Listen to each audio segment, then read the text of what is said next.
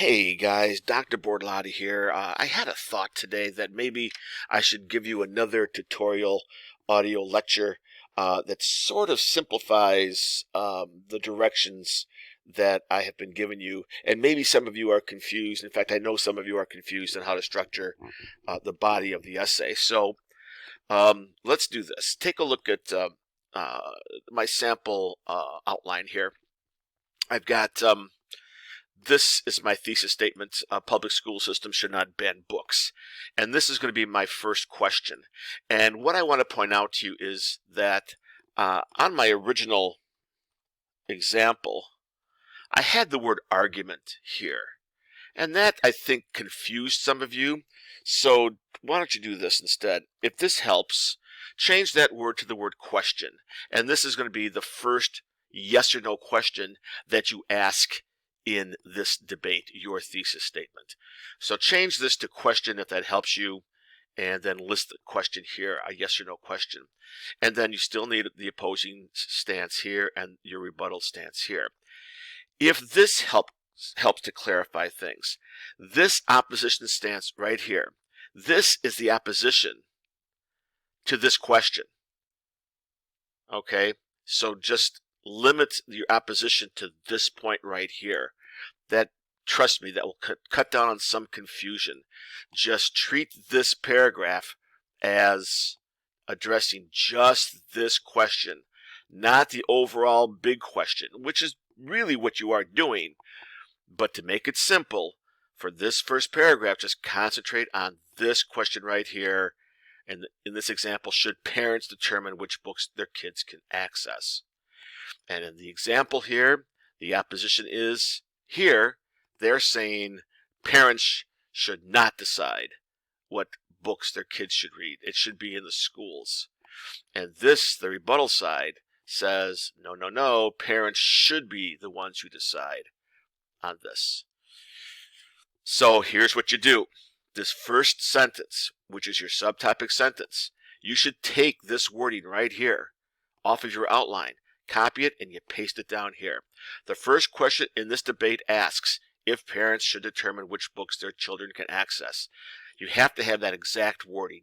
Then you need to target the opposition. You need to telegraph to the reader, I am now talking about blue. I am now talking about A. I am now talking about the opposition, which means you use that word. This is your A detail. That's the key word. You use it down here. Opponents of this notion see it as a responsibility entrusted to school boards once their members are elected to serve. According to the president of the National Board of Parent-Teacher Associations, Sandra Sanderson, more and more parents believe that tax dollars, blah, blah, blah, blah, blah, blah. Okay, so you know you have to have an in-text citation for the opposition, at least one. This example has two. However, we need to go to ethos. We need to go to authority. Remember, ethos means ethics, but it also means authority. Who is this person? You may have to do a little bit of research to find out who your sources are. If it's unclear, just do a regular Google search or Yahoo search and find out, does this person have believability? Does this person have the credentials? And in my example here, this person is the president of the National Board of the Parent-Teacher Association. So she has some credibility. This goes to ethos. You have to make sure that you're not just quoting some slob out there, some Uncle Ernie out there. You've got to make sure and tell the reader this is a legitimate source. Even though it's your opposition still is going to have legitimate sources, right? So you have to go to the ethos. You have to go to pointing out the authority. And you have to say that as part of your sentence structure. Then when you get done talking about what your opposition says, start with a transition, in this case on the contrary, and then you state your side. Proponents, that is you. Proponents, does the word rebuttal bother you there? Fine.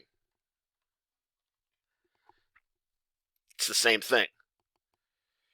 Proponents, the rebuttal. You're the proponent. Proponents of letting parents decide point to expert educators who contend that parents are the best judges when it comes to what books their children should access. The National Education Association quotes Professor Cyrus Fraser, a published author of public school education. Here's his ethos. Here is his authority. Who says this? Blah, blah, blah, blah, blah, blah, blah, blah, blah. Okay. So several things are going on here. First of all, it's the organization. And I changed, like I said, I changed some of this terminology. Hopefully it makes it clearer to you. And the structure is still the same, though. Start with your subtopic. Go to the opposition. Say, this is the opposition side. Telegraph it to me. Opponents, the color blue isn't going to do it on its own. You got to tell me this is the opponent's viewpoint. Give the credibility. Give the authority. Here, for example. And then discuss.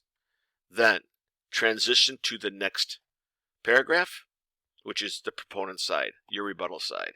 And then also make sure you give the authority, the ethos, the credibility. When you get done with that, you move on then to your next paragraph.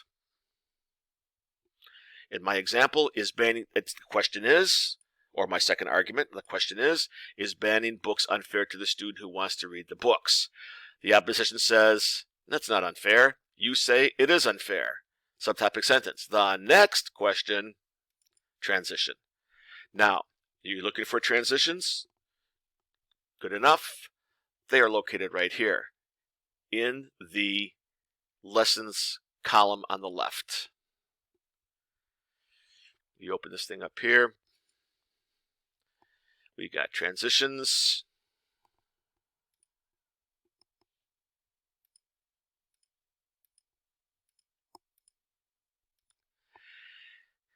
And primarily, what you're going to be using from this list would be,